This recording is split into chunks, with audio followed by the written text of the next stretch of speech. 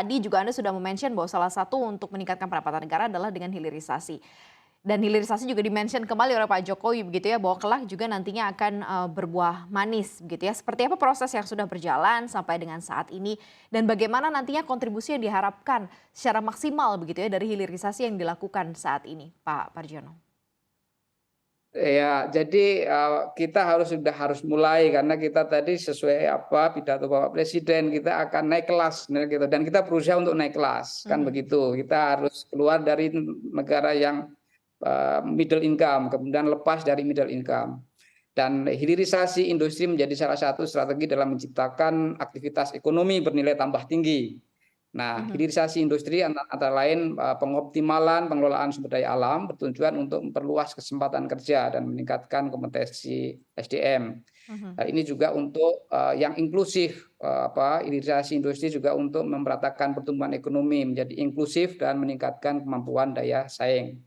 Beberapa insentif fiskal ini sedang kita berikan untuk mendukung hilirisasi. Yang pertama, pembebasan biaya masuk, kan tarif PPNBM 0%, larangan ekspor bahan mentah dan biaya keluar bahan mentah atau bahan baku. Kemudian yang kedua, kita mengembangkan kawasan khusus. Yang mhm, ketiga, kita berikan juga penjaminan pemerintah melalui Viability Gap Fund, Project mhm, Development Facility, ini melalui di Kementerian Keuangan. mhm, Kemudian keempat, kita fasilitas perpajakan, royalti 0% peningkatan nilai tambah batubara, kemudian pembedaan tarif royalti komoditas mineral, fasilitas ekspor oleh Lembaga Pembiayaan Ekspor Indonesia, perjanjian free trade dan seterusnya. Kemudian tentu juga kita ada super reduction PPh penelitian, ini untuk R&D, pengembangan dan vokasi pemanfaatan dana abadi penelitian, alokasi dana riset melalui KL, dan alokasi anggaran pendidikan untuk pengembangan SDM. Jadi kita dukung full total di mhm, sana mhm. sehingga hilirisasi ini benar-benar akan segera mengakselerasi landscape ekonomi kita. Mhm.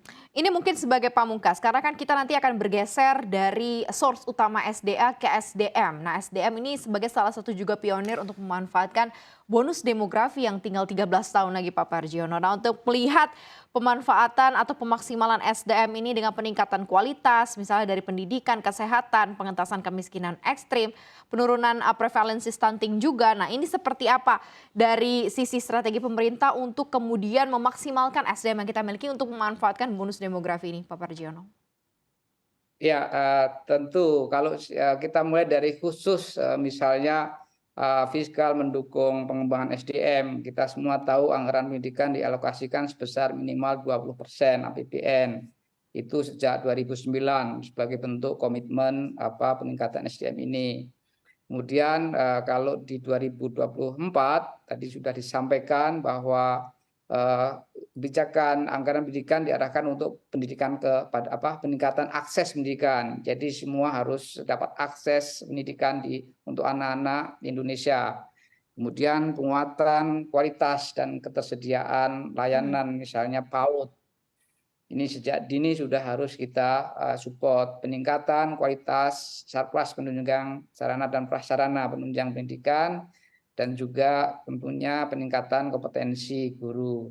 mhm, Nah, mhm, peningkatan link and match dengan pasar kerja ini menjadi sangat krusial juga, serta yang, tentunya tidak kalah penting adalah peningkatan investasi di bidang pendidikan.